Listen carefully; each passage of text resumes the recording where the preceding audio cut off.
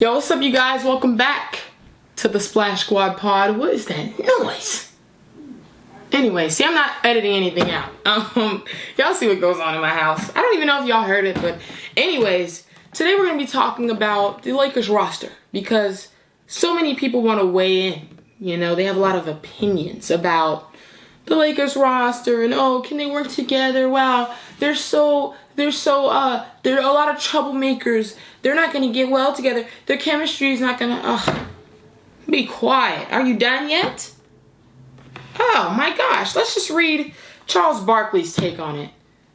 Like, he said, he was hoping, okay, let me just read it as him. Okay, his quote. He said, I was hoping he would stay in Cleveland. I look at the move to LA strictly as a business decision. He's on the downside of his career. He wants to be a big Hollywood mogul. Okay, so he wants to be a big Hollywood mogul. So many people were saying that. So now everybody who comes to LA wants to just be a Hollywood mogul. Is that what it is? Because I could have sworn whenever we would bring up the fact that LA, whenever we're trying to recruit in off season, you know, people on Twitter or whatever, we'd say, yeah, man, we have LA, we have all this stuff. People are like, nobody's coming there for that. Da, da, da, da. Now, as soon as LeBron comes, it was just for the Hollywood aspect. Make up your minds, people. Tragic, I caught you in a lie. The Lakers are not even close to a top tier team. They're a 5 or 6 seed in a best case scenario. Okay. First of all, in the West, it is difficult. You know, you have to remember. Excuse me, I said you have to forget. You have to remember, we have LeBron James. So it's like a cheat code. You know what I mean? I am a Kobe fan. LeBron fans have been getting on my last nerve, but I give props where props are due.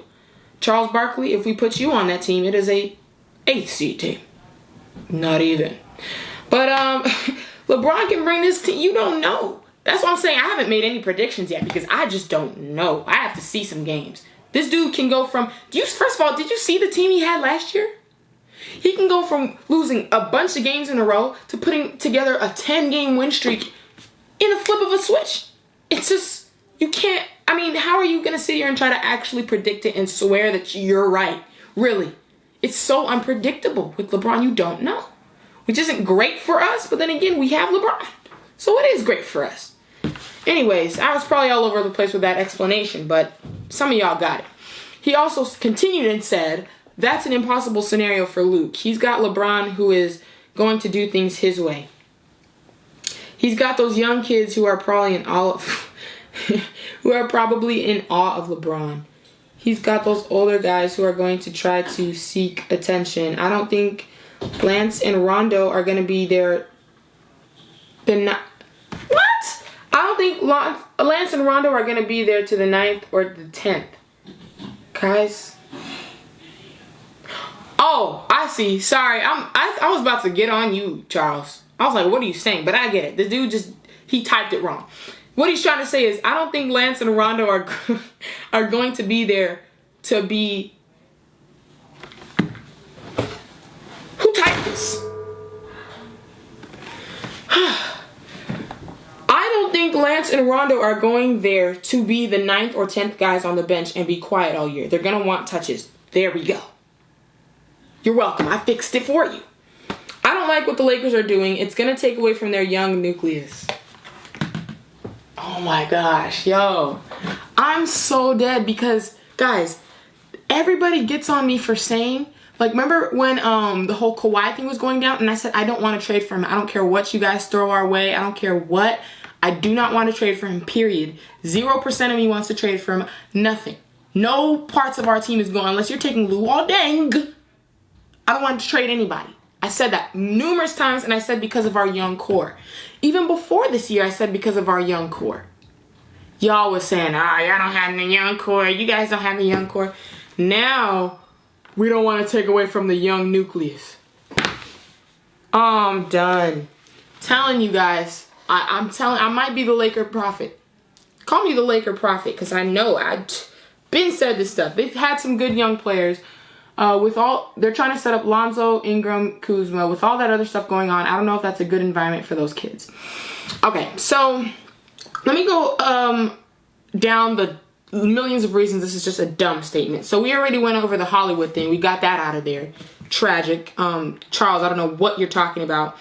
That's an impossible scenario for Luke. All right, so the fact that LeBron's uncoachable, or he's the coach or whatever.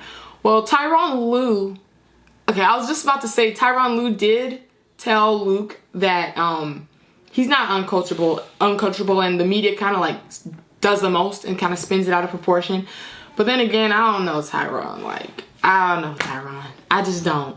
I don't, dude. Like, looking at you, I don't really trust that coming from you. I just don't. And I respect him. Tyronn, I just don't know.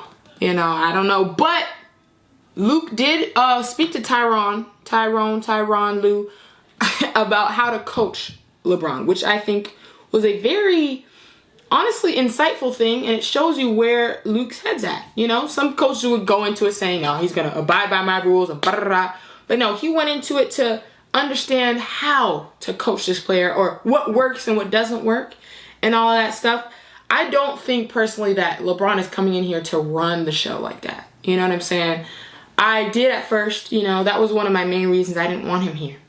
Not gonna lie, I was like the main one. I led the hate train. I was the conductor. Choo choo, all aboard. You know, I didn't want him here. But, you know, I think now I'm seeing just a different, I don't know. Maybe just because it's settled in, I don't think, because I think he knows it wouldn't be smart to come in here and just try to change everything. You know what I'm saying? Because LeBron fans are cool, but Laker fans, we don't play around.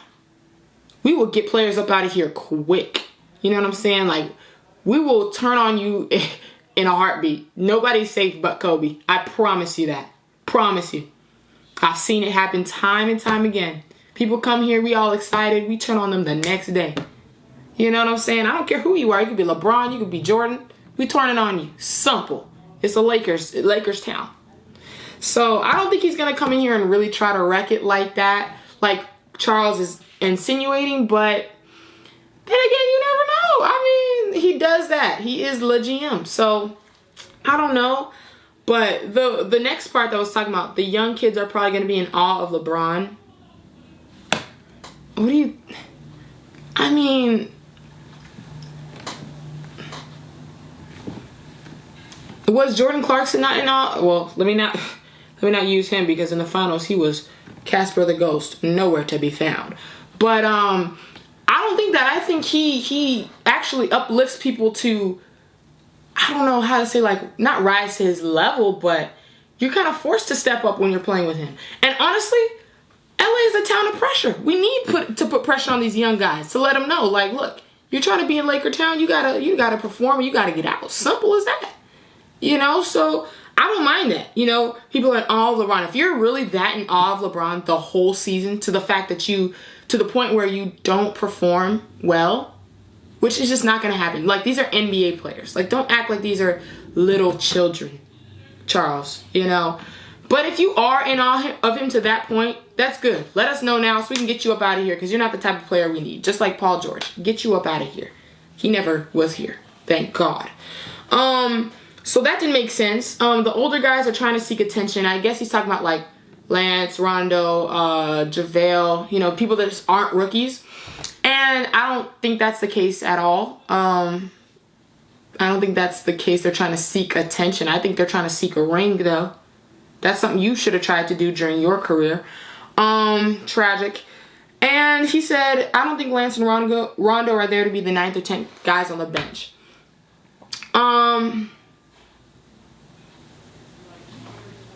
Are they going to be the 9th or 10th? Think about it. I don't know if they're going to be the 9th or 10th.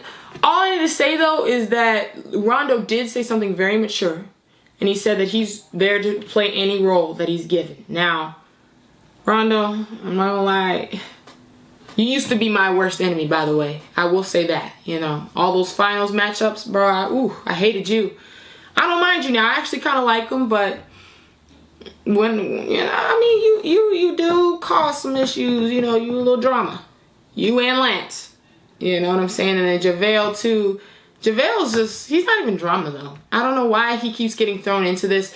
And I also don't understand that whole narrative of, we have a group full of, what am I trying to say? A group full of troublemakers and stuff. So we're not going to be able to get along, and the locker room's going to be a disaster.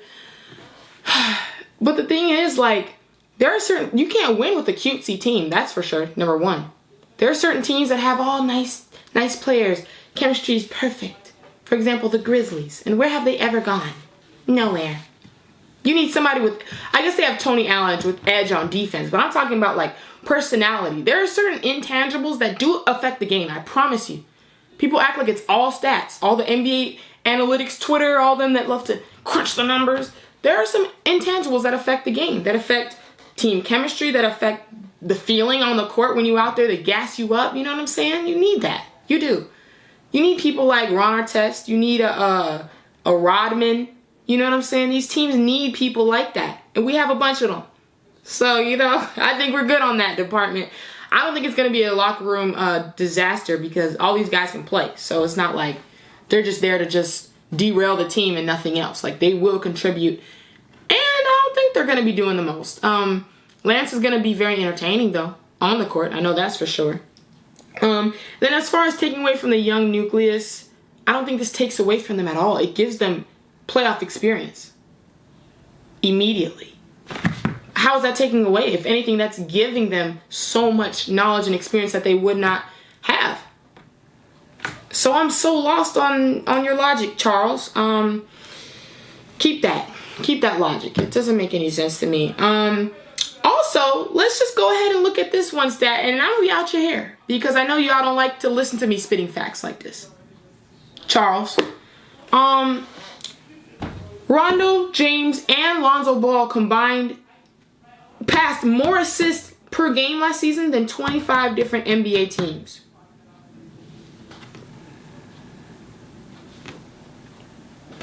Do you want me to read that again? Because honestly, I just read it. I didn't really understand. Let me read it again. Rajon Rondo, LeBron James, and Lonzo Ball combined dished more assists per game last season than 25 NBA teams.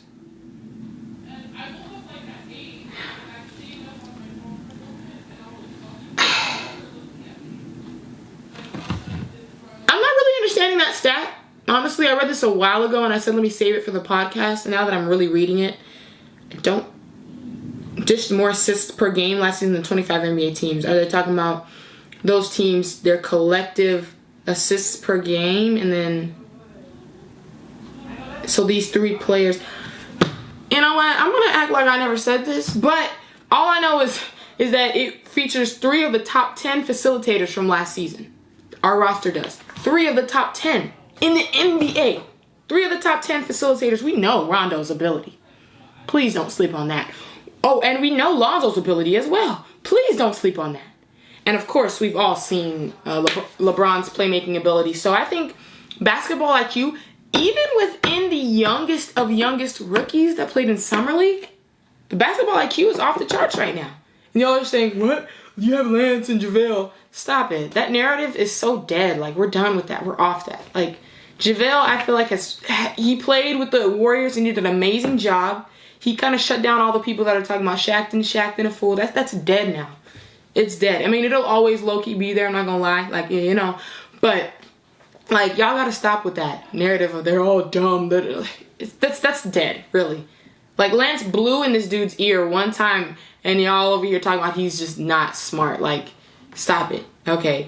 And even if we take them 2 out, the rest of the basketball IQ is so high anyways. So it's like, what's the... You know what I'm saying? So, Charles, I think we're fine. I think we're okay. I don't think our chemistry issues are going to be too terrible. We'll see, though. We'll see how exactly, like, they work on the court together. That's very important. I just don't think, like, locker room issues, I don't think it's going to be that bad. I know it's going to be a lot of roasting. But I do want to see how they hang out off the court, though. Like, if they hang together. I know Chris Paul did say when he was with the Clippers, like, they were not hanging off court. I could tell. No, I could tell. Imagine being in LA and you're not even hanging together in LA. Well, that's just the tragic truth for the Clippers for you. But we're going to end with a quick little game of start, bench, cut. Okay, I want you guys to participate. at home. We got start, bench, cut. Russell Westbrook, Kyrie Irving, and Chris Paul.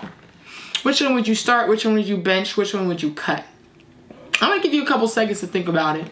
You know, you got Westbrook, the MVP. You know, triple-double machine.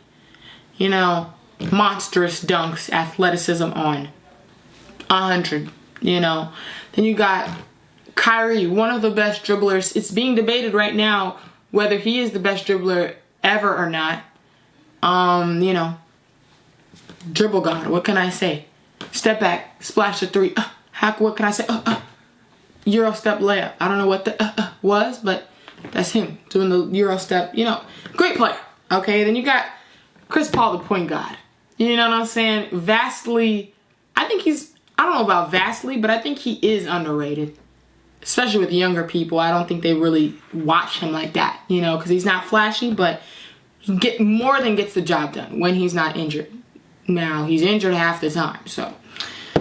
But who would I start, bench, cut now that you've had time to think? All right.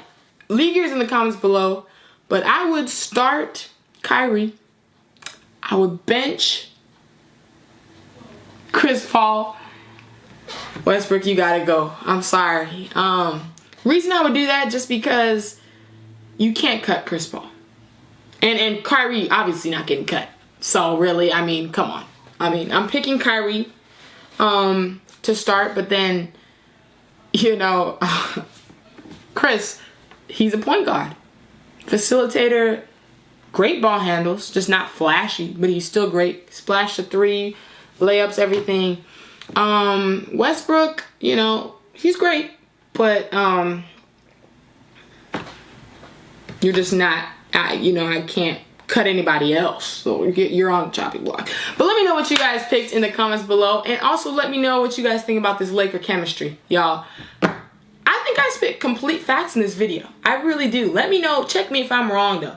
Check me if I was off. But I think Charles was the one that was off today that we discovered. But thank y'all so much for watching, guys. Subscribe to join the Splash Squad. Check out my merch, www.teespring.com/thesplashsquad. And I think we're out. Thank you. Peace.